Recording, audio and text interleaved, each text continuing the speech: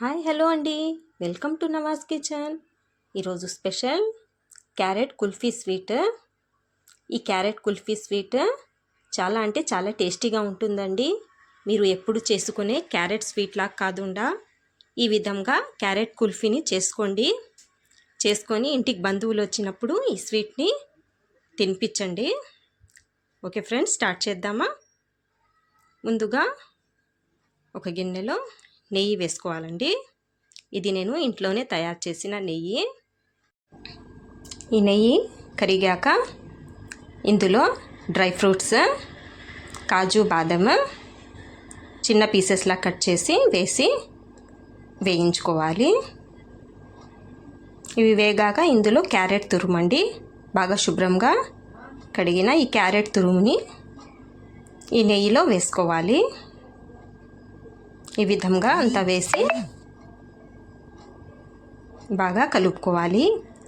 ఈ నెయ్యి అంతా ఈ క్యారెట్ తురుముకి పట్టేటట్లు బాగా కలుపుకోవాలి. ఈ విధంగా కలిపాక ఇందులో ఒక చిన్న గ్లాస్తో నీళ్లను వేసుకోవాలి. టీ గ్లాసు అంత నీళ్లు వేసి దీనిని మూత పెట్టి ఒక 5 నిమిషాలు ఉడికించుకోవాలి. సిమ్లో పెట్టుకోవాలండి. ఇలా 5 నిమిషాలు ఉడికించుకుంటే సరిపోతుంది. చూడండి, ఈ విధంగా ఉంటుంది. ఇందులో పచ్చికోవా, ఒక 1/2 కప్పు పచ్చికోవా వేసి బాగా కలుపుకోవాలి. ఈ విధంగా కలిపాక ఇందులో పాలను వేసుకోవాలి. 1/2 లీటర్ వేసాను నేను పాలు. ఈ పాలు వేసి కలిపాక ఇందులో తగినంత చక్కెర వేసుకోవాలి. వేసి ఇందులో నానబెట్టిన సగ్గుబియ్యం, ఈ సగ్గుబియ్యాన్ని వేసుకొని ఆ తర్వాత బాదం పౌడర్ అండి, 1 స్పూన్ బాదం పౌడర్ వేసుకోవాలి. అన్నిటినీ బాగా కలుపుకోవాలి. ఈ విధంగా బాగా కలిపి మూత పెట్టి దీన్ని ఉడికించుకోవాలి. చూడండి, ఈ విధంగా బాగా ఉడకాలి.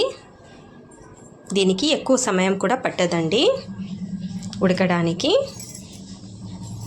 ఈ విధంగా మొత్తం అంతా బాగా కలిపి ఉడికించుకుంటే సరిపోతుంది.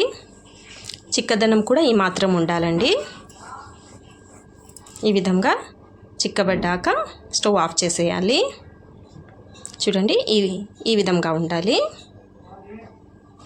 మీరు ఒక్కసారి చేసి చూడండి, దీని టేస్ట్ మీకే తెలుస్తుంది. చూడండి, క్యారెట్ కుల్ఫీ స్వీట్ రెడీ అయిపోయింది. దీన్ని వేడిగైనా తినచ్చు. మీరు చల్లగా ఫ్రిడ్జ్లో పెట్టుకొని తిన్నారంటే కుల్ఫీ టేస్ట్ వస్తుందండి. సూపర్ అంటే సూపర్గా ఉంటుంది. ఓకే ఫ్రెండ్స్, వీడియో చూసారు కదండి. ఆ వీడియోకి లైక్ చేయండి, సబ్స్క్రైబ్ చేయండి.